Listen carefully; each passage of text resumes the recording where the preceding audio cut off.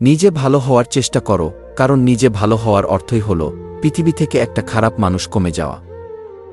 আমরা অনেক জিনিস পাই না বলে অনেক সময়ই আফসোস করি, কিন্তু এমনটাও তো হতে পারে সেটা পেলে আমাদের জীবনের সমস্যা হয়তো আরও বেড়ে যেত। এজন্য না পাওয়া জিনিস নিয়ে কখনো আফসোস করতে নেই। মনে রাখবে, যা হয় ভালোর জন্যই হয়। শ্রদ্ধা, ভালোবাসা ও বন্ধুত্ব, এই তিনটি মিলেই আমাদের অস্তিত্ব। মানুষের উপর অত্যাচার করে আল্লাহর উপাসনা করলেই সব পাপ মুছে যায় না, মাথায় রেখো। জীবনে সবকিছু একবার হলেও চেষ্টা করা উচিত, কারণ স্রষ্টা প্রতিটা মানুষকেই কিছু না কিছু যোগ্যতা দিয়েই পৃথিবীতে পাঠিয়েছেন। আপনি সেটি কখনো জানতেও পারবেন না যতদিন না পর্যন্ত আপনি চেষ্টা করে দেখেছেন। সব কথা ভুলে যেতে নেই। সময় বুঝে দেওয়ার জন্য হলেও কিছু কথা মনে রাখতে হয়। দেরিতে হলেও বুঝে গেছি, স্বার্থ ছাড়া কেউ বন্ধুত্ব রাখে না। আর সম্পর্ক তো দূরের ব্যাপার।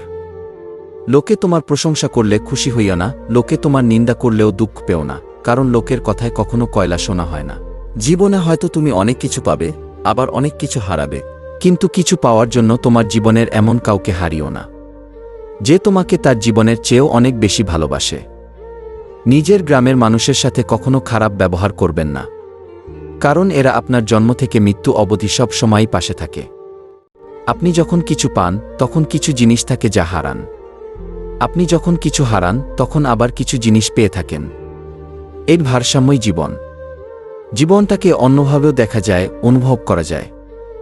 আমার কাছে সেরা মানুষ তারাই যাদের অহংকার করার মতো অনেক যোগ্যতা থাকা সত্ত্বেও যাদের মাঝে কোনো অহংকার নেই। জীবনে কখনো কোনো সমস্যা এলে দুঃখ পেও না, কারণ সুখ দুঃখ নিয়েই তো জীবন আমাদের। দুঃখ আছে বলেই তো সুখের এত দাম। কিছু কথা অন্তহীন, কিছু বাঁধন সীমাহীন, কিছু চাওয়া স্বার্থহীন। না হোক দেখা প্রতিদিন, তবুও মনে রেখো চিরদিন। নিজের দিক থেকে সৎ থাকুন, ঠকলেও অন্তত এই ভেবে শান্তি পাবেন যে আমি ঠিক ছিলাম। সত্য আসলেই শান্তি দেয়।